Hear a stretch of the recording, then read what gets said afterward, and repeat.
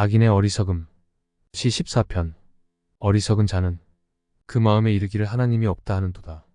그들은 부패하고 그 행실이 가증하니 선을 행하는 자가 없도다.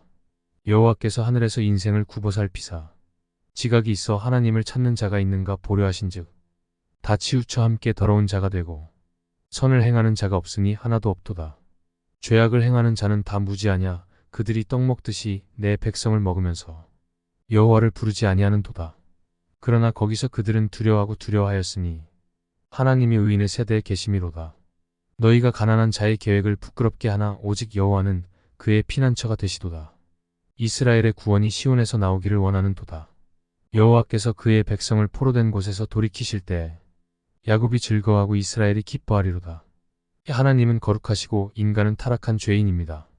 인간은 죄 때문에 하나님으로부터 분리되어 있습니다. 그렇기에 죄인된 인간은 하나님이 없다 합니다. 그들이 타락했으니 하나님 없는 인생은 모두 다 한결같은 시궁창입니다. 하나님은 죄악을 용인하지 아니하시니 시오사.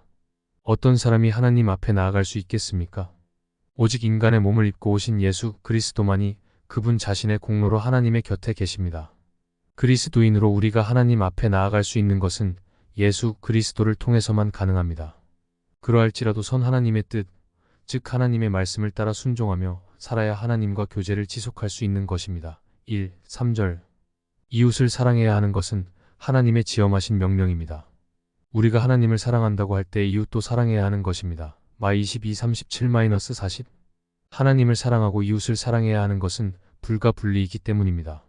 하나님을 대적하는 타락한 죄인 악인들은 하나님의 말씀을 조롱하고 깔보고 이웃과 사회적 약자를 벌레보듯 합니다. 하나님은 가난한 자를 긍휼히 여기십니다.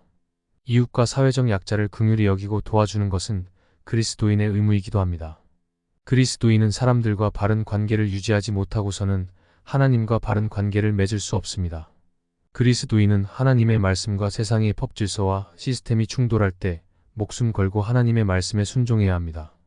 빛과 소금이라는 말을 자주 듣게 됩니다. 가난한 사람과 사회적 약자를 돕는 것이 소금의 역할이기도 합니다. 그리고 소금과 빛이 바른 순서입니다. 악인들 사절은 말과 행위로 이웃과 사회적 약자를 괴롭힙니다. 곤경에 처한 자들의 재산을 가로�칩니다.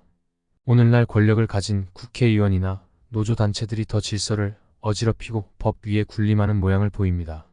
초풍 양아치 같은 짓을 대놓고 하고 있습니다.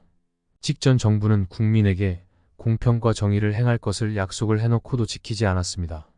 부동산 제도가 잘못되었으면 고쳐서 아무런 노력도 없이 불을 쌓는 사람들이 없게 해야 하는데도 그것을 묵인하고 말은 멋지게 사회적 정의를 외칩니다. 그 외침이 곧 거짓으로 밝혀졌습니다.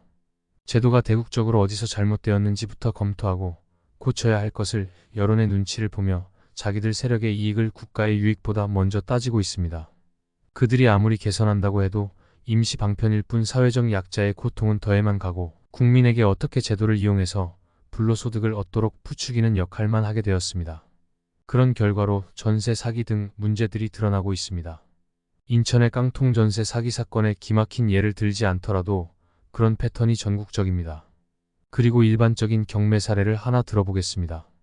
교인이라는 사람 중에도 부동산 경매로 돈을 버는 사람이 좋은 건물을 낙찰받았는데 명도 당할 대상자인 내쫓길 집주인은 진짜 억울하게 법을 몰랐기 때문에 재산을 날리게 되었습니다.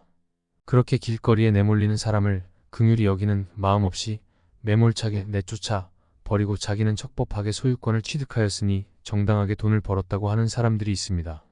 세상 법은 그들의 말대로 척법할지 몰라도 하나님이 보실 때 그것을 죄 없다 하시지 않을 것입니다.